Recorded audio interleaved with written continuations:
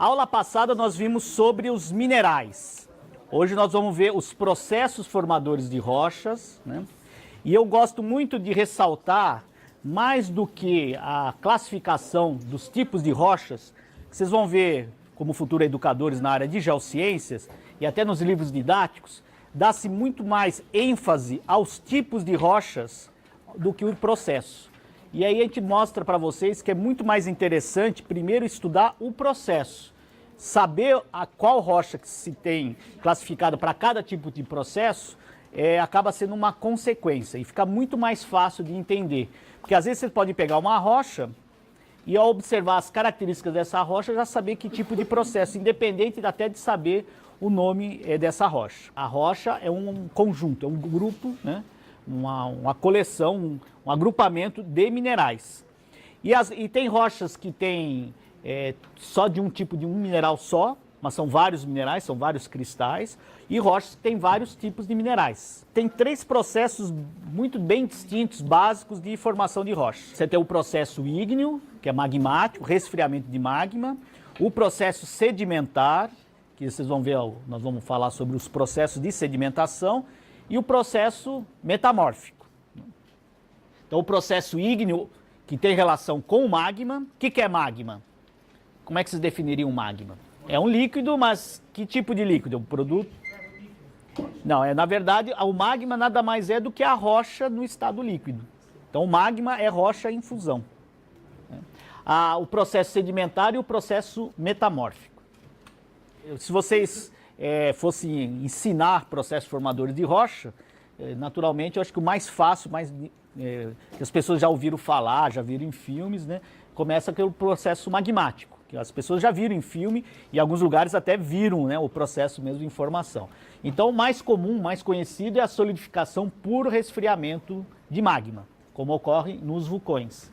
Então isso aqui, ó, material líquido é o magma, né? O magma é a rocha em fusão. Nós temos alguns exemplos de vulcão no Brasil, mas são vulcões antigos. As ilhas de Fernando de Noronha são um arquipélago de ilhas vulcânicas e ali tem o registro mais próximo do recente, do presente, de atividade magmática por volta de 1 milhão de anos. Até em termos geológicos é pouco, mas ali tinha vulcão ativo por volta de 1 milhão de anos atrás. Depois disso nós não temos mais nenhum registro de vulcão ativo aqui no território brasileiro. Pelo que vocês já viram na aula de tectônica de placas, tectônica global, tem uma explicação disso. Por que não tem nenhum vulcão ativo no território brasileiro? A gente está no meio de uma placa. Porque nós estamos bem no meio de uma placa tectônica e esses processos de atividade vulcânica, terremotos, ocorrem aonde dentro da tectônica global? Nos limites das placas tectônicas, né? No meio de uma placa tectônica, a atividade geológica é mais estável. O processo sedimentar, a típica característica de uma rocha originada pelo processo sedimentar são esses planos, né? Esses planos geralmente planos horizontais, mas nem sempre, nós vamos ver que tem planos também inclinados de forma natural. E esse plano horizontal das rochas sedimentares a gente dá que nome? É uma estrutura. A camada, o acamamento ou estratificação. Nós falamos um pouco de estratigrafia, que é um termo que nós vamos usar muito. Ele geralmente está relacionado a rochas sedimentares, mas ele mostra pacotes de rochas sucessivos que se depositaram, né, ao longo da história. E quando a gente tem uma rocha toda dobrada, deformada como essa, é a típica característica de uma rocha metamórfica. Que nome vocês relacionam com metamorfismo, metamórfico? Lembra do quê? A transformação, mas isso até em ciência, nós tivemos aula de ver um processo desse na natureza. Qual que é? A metamorfose, que é a transformação da larva, né, e numa borboleta, que é uma transformação.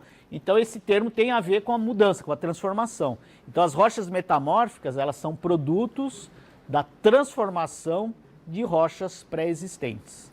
Então tem uma relação interessante. Para ter rocha ígnea ou rocha magmática, tem que ter o quê? O que tem que ter antes da rocha? Outra rocha. Mas essa outra rocha ela tem que passar por qual processo?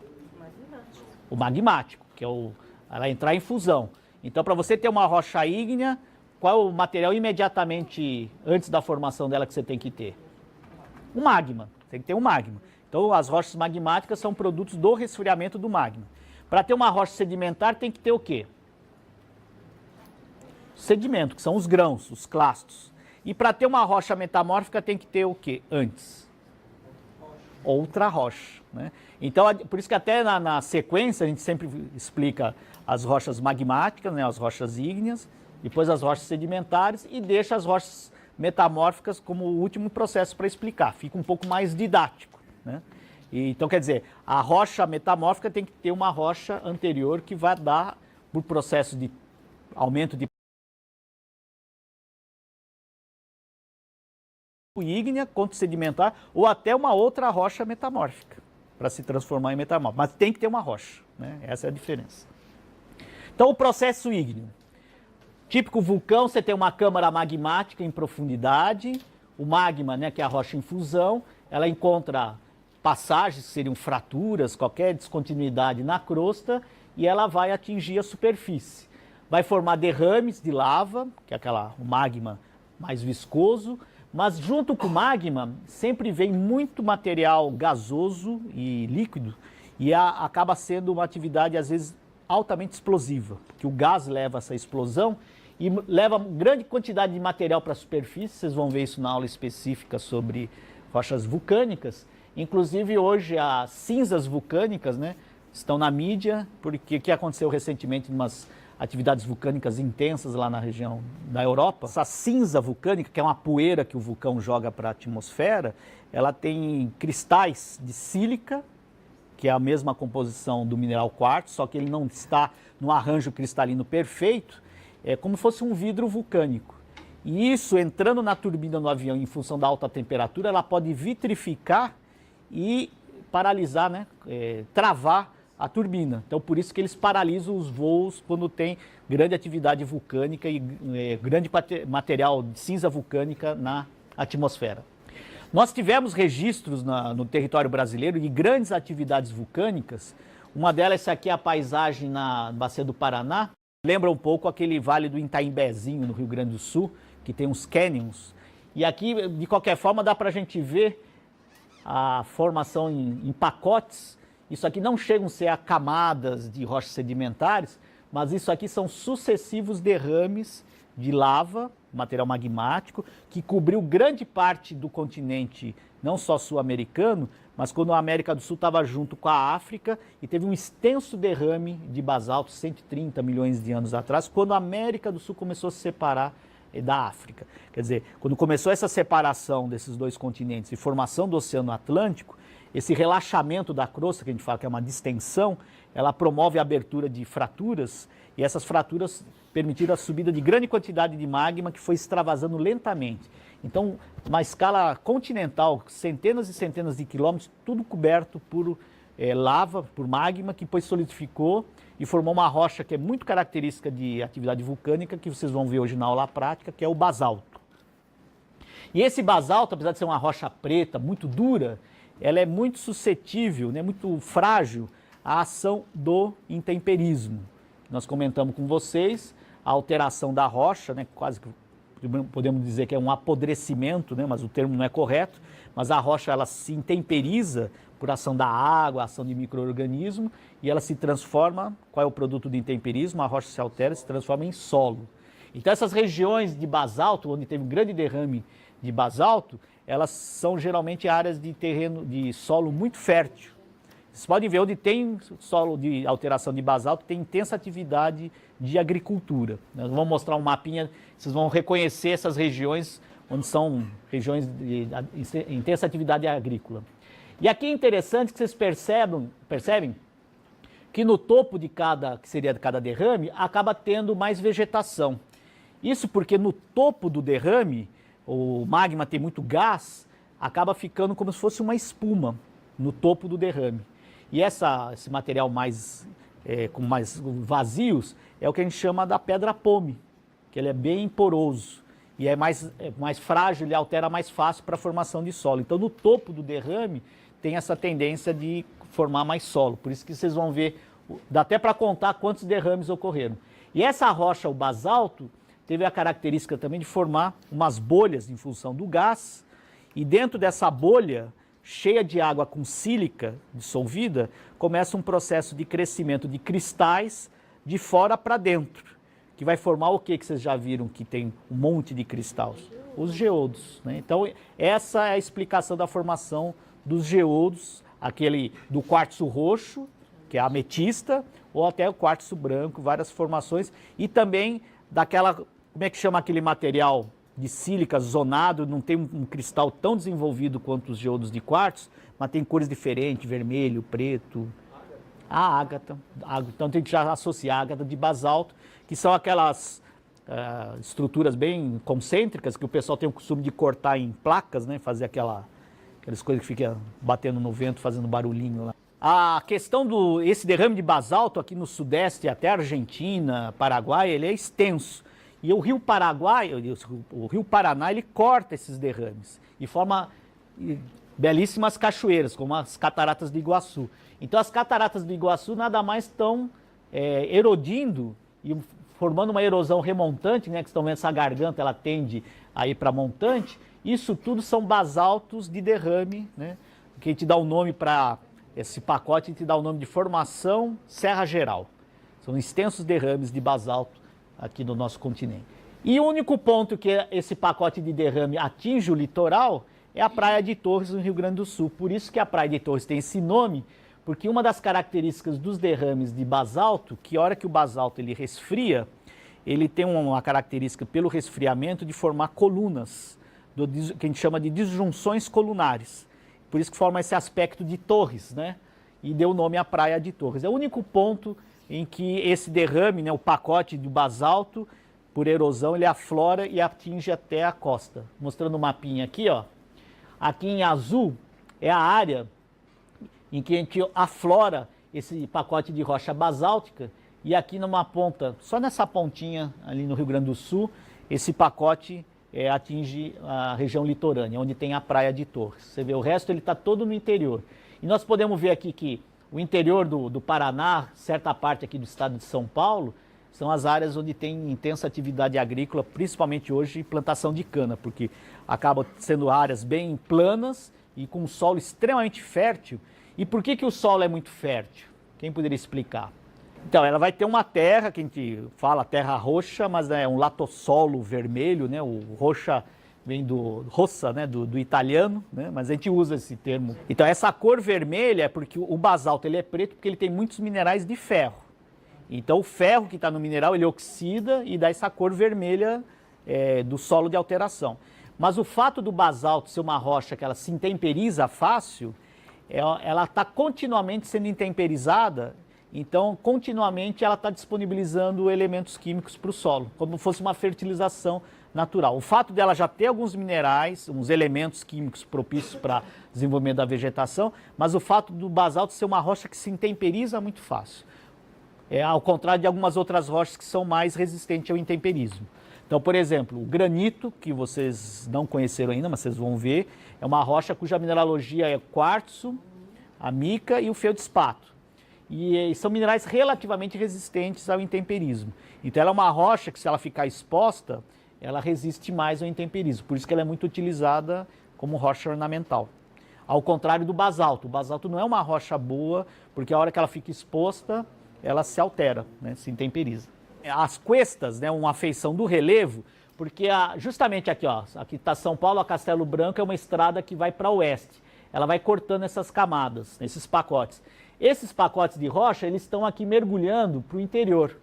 E a partir do momento que não só a Castelo Branco ela acompanha o rio Tietê, né, mas o rio Tietê formou esse entalhe, né, nessas sucessivas camadas, nesses sucessivos pacotes, e como eles são inclinados e pega a cuesta, pega um pacote de arenito, que é coberto por esses basalto. Então esse basalto dá uma certa resistência, então tem a serra elevada, que é o relevo de cuesta. Ela tem relação com essa estrutura original desses pacotes de rocha. Dentro do processo magmático, de resfriamento de magma, nós vamos ver dois tipos principais. Você tem o magma que resfria na superfície, que vai ser um resfriamento rápido, e tem o magma que resfria em profundidade, né? E como é que vai ser o produto final da rocha? Como é que vocês imaginam que a rocha de solidificação de magma na superfície vai ser igual àquela solidificada em profundidade? Como é que vocês acham que vai ser os cristais, o tamanho dos minerais na rocha que forma em superfície? Vai ser grande ou pequeno? Ou o contrário, o magma que resfria em profundidade, como é que ele vai ser? E em profundidade o resfriamento vai ser mais rápido ou vai ser lento? É lento. Se o processo de resfriamento é lento, como é que vocês acham que os elementos químicos vão se arranjar? Vai ter tempo para ele se formar? A tendência é formar minerais bem formados ou não, em profundidade? Então, o resfriamento de magma em profundidade tende a formar minerais mais bem formados, maiores, enquanto em superfície é um resfriamento muito rápido, né? Então, vamos ver a diferença entre esses dois. Então, o processo ígneo vulcânico, que ocorre na superfície, tende a formar rochas assim, que você não vê os minerais, né? Vocês vão ver, dá para ver algum mineral aqui? Só vê o aspecto da rocha, não tem nenhuma orientação, os minerais são praticamente invisíveis a olho nu, né? Esse caso aqui é o basalto, que vocês vão trabalhar na aula prática, que é o típico produto de resfriamento de magma em superfície, né? Dos vulcões, dos derrames. Isso aqui é um riolito, que é uma rocha vulcânica também, formada na próxima superfície. Vocês estão vendo que já tem uma cor diferente, né? O basalto tende a ter aquela cor mais preta. Essa aqui tem uma cor mais clara, né? Tende a ter um avermelhado, algumas cores brancas, que vem do deus das profundezas, do interior, que é Plutão. Então, as rochas plutônicas. E no caso aqui, nós temos o maior exemplo de rocha plutônica, são os granitos. Olha o tamanho aqui dos minerais, aqui pela escala de 3 a 4 centímetros. Os minerais aqui, uns vermelhos, quase 1,5 centímetro, alguns minerais brancos, né? Então, isso mostra que esse magma, ele foi cristalizado muito lentamente, ao ponto que deu tempo de formar esses minerais. A cristalização desse magma é coisa de 15, 20 quilômetros de profundidade. E geralmente formam corpos muito extensos, muito grandes, corpos de granito, como esse aqui nós vamos visitar na região de Itu, onde tem um campo desses blocos enormes que a gente chama campo de matacões. Esses blocos grandes, arredondados, a gente chama de matacões. Aí faço uma pergunta, ou não surge essa pergunta para vocês. Se essa rocha se formou a 15, 20 quilômetros em profundidade, por resfriamento de magma, como é que elas estão na superfície? Como é que... Não. E a erosão do quê? Das rochas até, né? As rochas, ou seja, ela formou em profundidade, mas para ela chegar em superfície teve que ter erosão.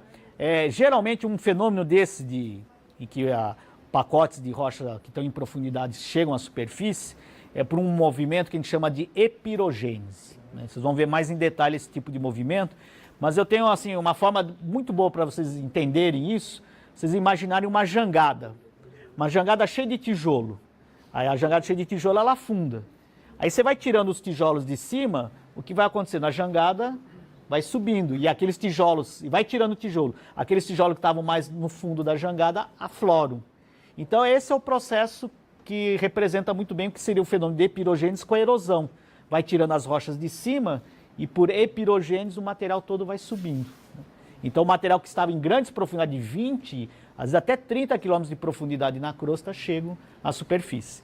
Aqui tem uma figurinha que vai mostrar bem isso, ó. Então você teria um magma, aqui a rocha em fusão, em profundidade, aí um resfriamento lento, forma os minerais, e aí todo aquele pacote de rocha que estava em cima por erosão é tirado, e aí aflora o granito que estava em profundidade. Então por processo de erosão e remoção das rochas que estão em cima. Outro tipo de exemplo de rocha plutônica é o gabbro. Essa rocha aqui é a mesma composição mineralógica e química do basalto. Só que vocês lembram lá na figura, o basalto você não vê nenhum dos minerais, né? A cristalização foi muito rápida. E no gabbro teve tempo, porque é um material plutônico, é um magma em profundidade, deu tempo dos minerais irem se formando, né? Então aqui outro detalhe do nosso granito. A característica do granito, vocês viram na aula passada, os minerais. Então aqui o granito ele tem três típicos minerais. Um que tem essa cor vermelha, Aqui não dá para ver na fotografia, mas vocês vão ver nas amostras. Então esse é um mineral que tem clivagem. Aqui um mineral com aspecto vítreo, ele não tem clivagem. Qual é o mineral que tem um aspecto vítreo, até uma dureza 7, um aspecto incolor? É o quartzo. E tem um mineral preto que solta em plaquinhas bem finas, que tem uma clivagem perfeita, geralmente a cor preta, que são as micas. Então a típica mineralogia do granito é a presença de feldspato, mica e quartzo. Então o granito é a característica de uma rocha ígnea, resfriamento de magma, em profundidade, uma rocha plutônica. Apresenta às vezes um ou dois tipos de feldspatos diferentes, que se diferenciam pela cor, mas a presença do hábito prismático e a presença de clivagem. As micas que tem aquela clivagem perfeita, que solta em plaquinhas, e o quartzo, que tem esse aspecto incolor e não tem clivagem. Aqui a gente fez essa composição para justamente mostrar o mesmo tipo de magma, com a mesma composição, dá dois tipos de rochas diferentes, conforme a posição do resfriamento. Se é em profundidade, que é o material plutônico, ele vai ter os minerais bem formados, a rocha vai se chamar gabbro. Se o mesmo magma, com essa composição, chega à superfície e tem o resfriamento rápido, vai formar o basalto, com a mesma mineralogia, a mesma composição. Aqui é a relação de um magma em que tem um pouco mais de sílica, vai ter proporcionar a formação de quartzo e feldspato, em profundidade vai formar o granito, e a forma extrusiva vulcânica é o riolito. E às vezes tem aquela atividade vulcânica muito rápida e com muita sílica que forma um vidro vulcânico. Esse aspecto vítreo, né, não é artificial, ele é natural. O magma que tem muita sílica, que é a mesma composição do vidro, no resfriamento rápido vai formar o vidro vulcânico.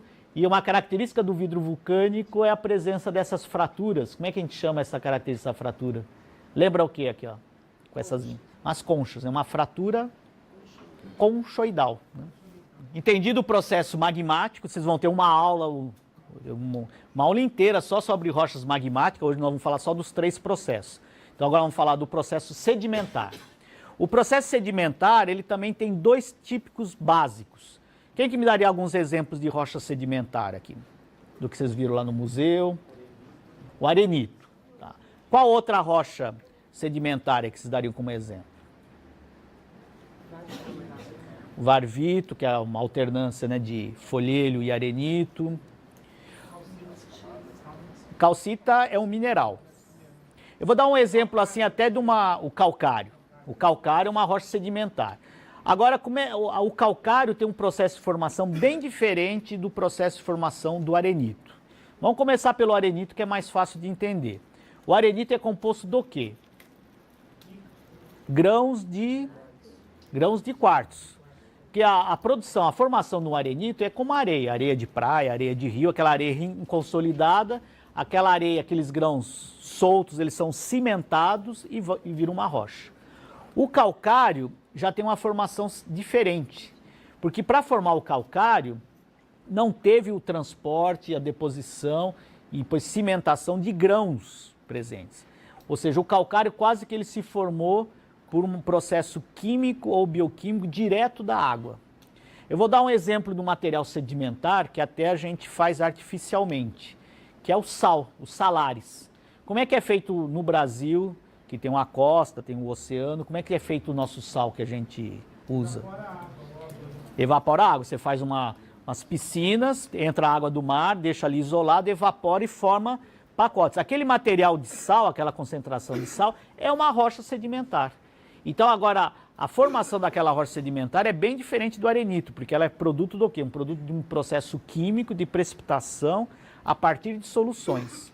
Então nós temos 2 tipos básicos de formação de rocha sedimentar. Aquela que tem um material físico, grão de quartzo, que transporta e deposita mecanicamente, e aquela em que a formação vem de precipitação química ou relacionada à atividade biológica, de material em solução, uma solução química, que retira aquele material da solução e precipita na forma do material. Então são esses 2 tipos básicos. Então aquele clássico que a gente conhece é o processo de você ter uma rocha pré-existente, que é a rocha-fonte, ela sofre intemperismo, forma solo, ela é erodida, aí o clasto fisicamente, mecanicamente é transportado até um local de deposição e ali ele é depositado. Então são exemplos arenitos. Então aqui um processo aqui que está acontecendo aqui. Você tem uma rocha, um material fonte, a cachoeira, o rio está erodindo, está tirando clastos, né, e está transportando. E essa areia, esse material clástico vai depositar em algum lugar. Geralmente nos fundos de rio ou nas praias. E essa areia de praia, essa areia do fundo do mar, depois com a deposição e acúmulo, ela vai sofrendo compactação e a água que fica entre os grãos, ela tem solução também. Essa solução precipita na forma de cimento, como se fosse uma cola, e ela vira uma rocha. No caso do transporte, pode ser tanto o transporte da água de chuva, erosão e rio, como o transporte por vento, que é muito comum no material sedimentar.